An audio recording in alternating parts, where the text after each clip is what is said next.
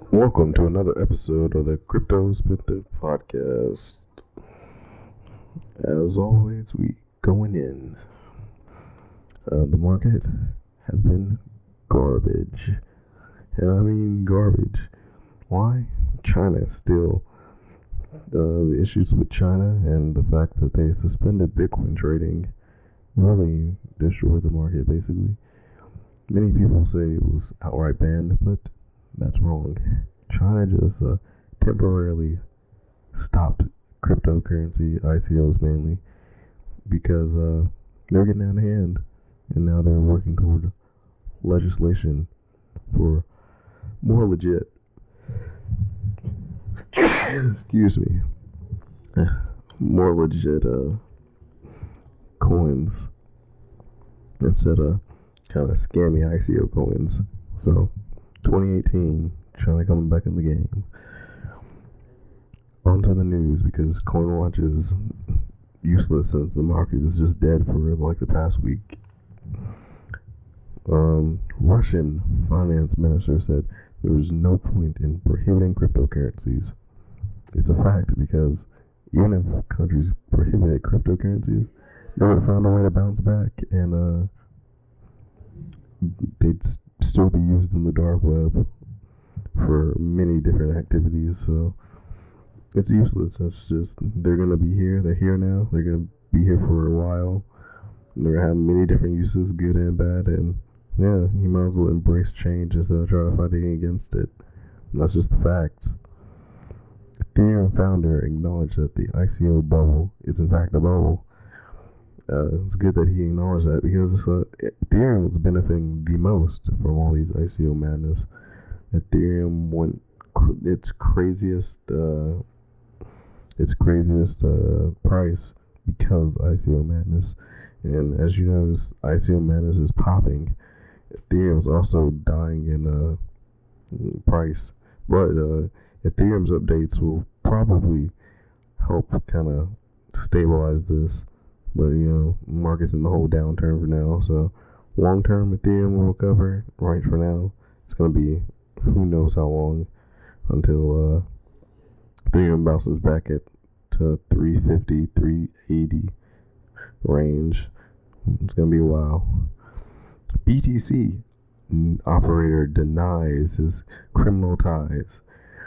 As you know, I reported once that BTC was shut down because it was basically allowing itself to be laundered by hackers and other undesirables. And one of the operators are basically saying, I'm not doing anything. I didn't do anything bad. Who knows if it's true or not? I mean, maybe this one guy is clean. No one really knows. Can't judge until the court comes down on him. But I'm sure they probably do have a decent amount of information on the guy to prove that he was definitely involved in the shadier businesses, probably. But who knows? Don't pass the blame until you know for a fact. The Cyber network bans Chinese nationals, obviously because of this whole China fiasco. But I understand why they did it. I also don't really care for their verification, but it is what it is. Just gotta deal with it. The EU has invested over 5 million to blockchain-related startups. Here's one of those things that show the legitimacy of crypto. So good for that. I mean, I'm sure some people has taken advantage of this and got in funds legally instead of trying to raise ICO money, because ICO money will soon be dirty money. You'll figure out why.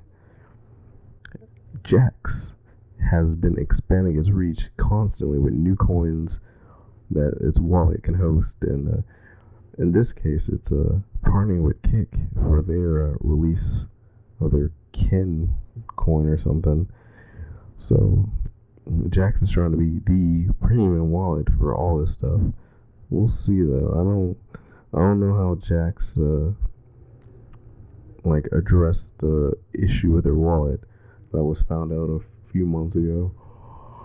What?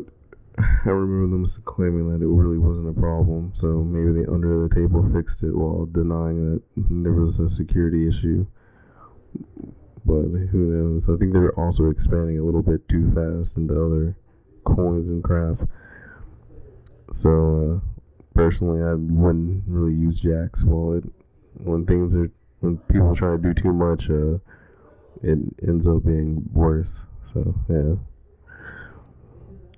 FCA, the Financial Conduct Authority, is soon going to be after firms that engaged in ICO activity, primarily ones that were in heavily regulated industries.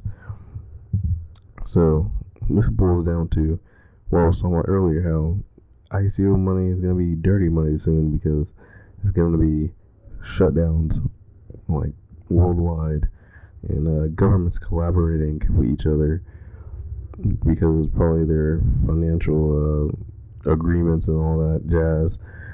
They're already collaborating to regulate ICOs worldwide, from China to Russia to America, everywhere.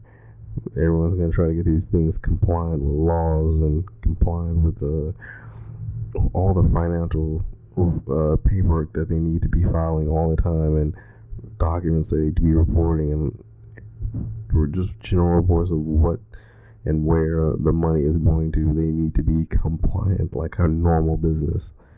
So expect that. I'll work on kind of compiling a spreadsheet or something similar of all the ICOs that are at the biggest risk. Probably some of the bigger ones, like maybe any ICO that was more than 10 million or something like that. Yeah, I think that's a good number. Any $10 million plus ICO, and any of these possibly heavily regulated, well, not possibly, but any of these industries that are already regulated in the quote real world sphere, all kind of like note that expect them to feel the wrath of the SEC and the FCA, because they're in an industry where they need to be more compliant and they're not. And even if these aren't originally American or anything, expect that similar things will pop up from institutions around the world. So be on the lookout for any changes to that and my future spreadsheet about these. And finally, exchanges are lacking the legal foundation, according to China. This news basically boils down to China kind of further putting on how they feel the current cryptocurrency environment doesn't have a legitimate leg to stand on. And in their eyes, they probably want a government-backed exchange instead of these privately owned ones. And that's where this response is really coming from. You know what I'm saying? They have no legal foundation. But besides the point, these exchanges sometimes do not kind of do what they should be doing, regulate like reporting wise, and how they just in general run. If they were a regulated body, they'd probably run much differently. So I feel like watching exchanges isn't as big as a deal as watching ICOs, because exchanges will probably become compliant faster than any kind of singular coin, especially these exchanges that are seeing influx of people. They're making a lot of money. They're going to protect themselves to be in the gold when the time to be legit is becoming widespread. So I wouldn't worry about exchanges too much. Just kind of look out, make sure they're not going insolvent. Look out, make sure the government's not closing them down if they're Chinese. Besides that, not too much to worry about. Today was an extra fast episode that doesn't have a True Talk Thursday because I only have a topic. Been busy all the time, like busy Monday through Thursday is basically 24/7 busyness. So expect a quick some Uh, I'm feeling like this podcast needs to be turned into a mini cast because that's what most of the things are. So this is now the Crypto Spendthrift mini cast. So see you next Monday.